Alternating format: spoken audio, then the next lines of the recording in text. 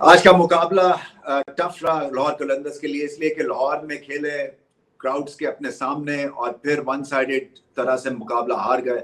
ये सेकंड मुकाबला on the trout यहाँ पे लाहौर आ रहे हैं गद्दाफी स्टेडियम में, और चेजिंग एक प्रॉब्लम सा बन गया हुआ है। 76 ऑल आउट तो कोई रेजिस्टेंस ही नहीं दिखी है। सो ऐसा लग रहा था कि शायद 160 रन कम किए हैं मुल्तान सुल्तान्स ने, मगर एक फाइटिंग एफर्ट था और उस फाइटिंग एफर्ट को फिर बॉलर्स ने आके पूरी तरह से कैपिटलाइज किया और हौसले और हिम्मत के साथ बॉलिंग की। ये पिच वैसी नहीं है जैसे कि पिंडी स्टेडियम की थी। यहाँ पे गेंद थोड़ा सा रुकता भी है, थोड़ा सा गेंद फंसता है, इसलिए आपको स्ट्रैटेजी जो है वो हिटिंग के हिसाब से थोड़ी सी बदलनी थी। और एंड में आके अगर पोलार्ड ना छक्के छुड़ाते तो फिर मामला बहुत ही टाइट होना था मुल्तान सुल्तान्स के लिए। मगर प्रेशर का मैच था, फाइनल में पहुंच गए मुल्तान सुल्तान्स। बहुत मुबारक हो इनकी, क्योंकि रिस्की डिजर्व करते हैं। आपका अगर टॉप ऑर्डर अच्छा चल रहा है, आपका ओपनर स्कोर कर रहा है, जो रिजवान ने रन्स के ढेर लगा दिए हैं इस PSL में, और फिर आपका फास्ट बॉलर या बॉलिंग यूनिट ठीक है, एहसानुल्लाह सबसे ज्यादा और बहुत ही इंप्रेसिव रहे हैं वो, तो फिर आपके बारे नारे रहते हैं, फिर आपके चांसेस जो है ना वो ऊपर जाने के बहुत ब्राइट हो जाते हैं। रिजवान ने आज सरप्राइजिंगली अपनी शर्ट पे जो है वो प्लास्टर लगा लिया था, क्योंकि वो जो एक यहाँ पे कंट्रोवर्सी छिड़ गई हुई है। स्टेट बैंक का लेटर भी आ गया था कि जी जो आप क्रिप्टो करेंसी को प्रमोट करें या पाकिस्तान लॉस के तहत आप कर नहीं सकते हैं। सो खासी जो प्लेयर्स में भी एक तरह से बेचैनी पाई जा रही है कि किसको ये बैक करें, किस प्रोडक्ट को कंट्रोवर्शियल है इनके लिए, किस कौन सा नहीं है। सो एज अ स्किपर अगर आप अपने स्पॉन्सर के ऊपर टेप लगा लेते हैं तो इसका मतलब ये है कि हालात ठीक नहीं है, और या तो स्पेशल कंपनसेशन लिया इन्होंने, या फिर ये इनका मानना यही है कि ये जो सैरोगेट कंपनीज बहुत सारी आ गई हुई हैं, ये इनके हिसाब से ये ठीक मामला नहीं है। और मैं भी ये समझता हूँ कि PSL इतना स्ट्रॉन्ग हमारा प्रोडक्ट है कि इसको इस तरह से धकेलना कंट्रोवर्सी में ये ठीक बिल्कुल नहीं है। और फिर स्टेट बैंक का लेटर तो साफ साफ बताता है कि ये जो है किसी को इसकी जवाबदेही करनी है क्रिकेट बोर्ड में।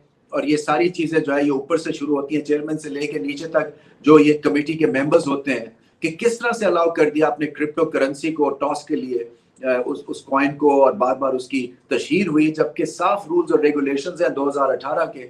आप क्रिप्टो करेंसी को प्रमोट नहीं कर सकते हैं।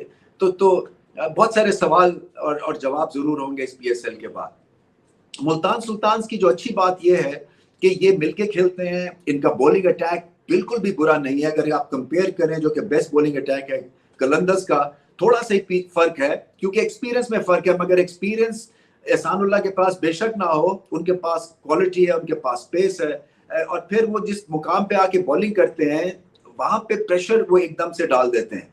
सो प्रेशर पड़ा, और कलंदर्स में ऑफ कलर आज दिखे शाहीन शाह अफरीदी, स्माइल चली गई है। इसीलिए मैं बड़ा बिलीवर हूं कि जब भी आपने किसी सीनियर प्लेयर को रेस्ट करवाना है तो उससे बातचीत कीजिए। आप उसको आप इस तरह से साइड स्टेप नहीं कर सकते हैं। और रिजवान के चेहरे पे भी कोई खास खुशी नहीं थी, क्योंकि जब आप टीम अनाउंस करते हैं तो वो फिर आपको टूर्नामेंट के या तो फाइनल में करते, इतनी जल्दी करके फिर जो बॉर्डर लाइन केसेस हैं, जो यंगस्टर्स फाइट कर रहे हैं, उनका भी दिल थोड़ा सा दहल जाता है, बैठ जाता है, स्पिरिट खत्म हो जाती है। और हमारे सीनियर प्लेयर्स जिसमें फखर थे कलंदर्स के, जिसमें शाहीन अफरीदी थे, ये दोनों नहीं जा रहे हैं, तो फिर एकदम से जो है ना आपका फोकस ऑफ हो जाता है।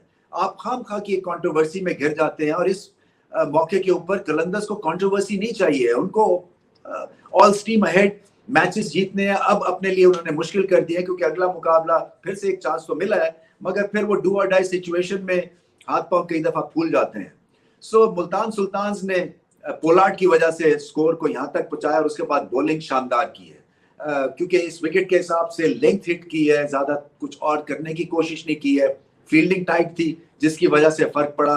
कलंदर्स की फील्डिंग थोड़ी ऑफ थी, परफॉर्मेंस बहुत ही ऑफ थी, और रन चेस के लिए इनको बहुत ज्यादा मेहनत करनी पड़ेगी अगर फिर से सिनेरियो ऐसा होता है, क्योंकि ये पिच जो ऐसी रहने वाली है, ज्यादा इस स्क्वायर पे फर्क नहीं आएगा। सो आपको अब देखना यही है कि टेम्परमेंटली कितने स्ट्रांग होते हैं। क्या शाहीन अफरीदी जो है वो बाकी चीजों को भूल के अपनी टीम को जिताने के लिए जुट जाते हैं, या अभी इफेक्टेड है वो इस टीम अनाउंसमेंट की वजह से। एनीवे मुकाबला जो है मुल्तान सुल्तान्स ने जीता है, रिचली डिजर्व करते हैं। इनका कप्तान शानदार फॉर्म में है, इनकी बॉलिंग ठीक ठाक फॉर्म में है, फील्डिंग बहुत अच्छी करते हैं और फिर प्लान भी बहुत अच्छा था, सॉलिड प्लान था। और मैं समझता हूं कि इस पिच के ऊपर चेजिंग मुश्किल हो जाएगा। सो प्रेशर के मैचेस हैं, टॉस जीतें, पहले बैटिंग करें और फील्डिंग तगड़ी करें और फिर आप जीत सकते हैं। बट एनीवे, मुकाबला था मुल्तान सुल्तान्स का और boom boom play of the day की अब तरफ चलते हैं।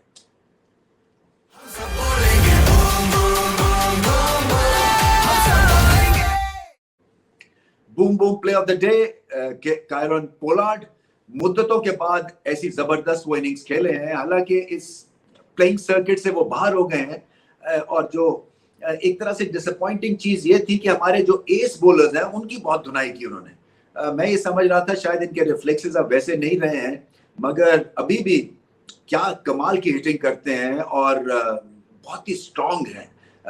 हाफ हिट भी छक्के पे जाती है और क्योंकि बाउंड्रीज भी जनरली यहाँ पे अंदर हैं, तो उस वजह से इनके लिए छक्का मारना कोई बड़ी बात नहीं थी। मगर जिस जगह पे आके इन्होंने 50 रन किए 31 बॉलों पे, वही एक क्लिंचर था। क्योंकि कई दफा आप ऐसी इनिंग्स का इंतजार कर रहे होते हैं जो कि पूरे डगआउट को खड़ा कर देती है। सो मुरझाई हुई डगआउट एकदम जैसे पोलार्ड ने इनिंग्स में जान डाल दी हो और फिर उसी इनिंग्स की बदौलत जो है वो परफॉर्मेंस दिखी बॉल में। सो बहुत बड़ी इनिंग्स थी, लाजवाब हिटिंग की उन्होंने और सीधे हिट मारते हैं। इसीलिए इनका जो लॉन्ग ऑफ का फील्डर है वो बिल्कुल ऑलमोस्ट अंपायर के पीछे होता है, क्योंकि सीधी हिट बहुत जोर से मारते हैं और इम्प्रोवाइजेशन भी बहुत अच्छी थी। और इनका फॉर्म में आना खतरे से खाली नहीं है, क्योंकि बेहतरीन ऑलराउंड क्रिकेटर है। फील्डिंग तो आपने देख ही ली है, ढीली लेंथ पे बॉल भी करते हैं, इरिटेटिंग लेंथ पे, और फाइनल में अपनी टीम को ये ले गए हैं।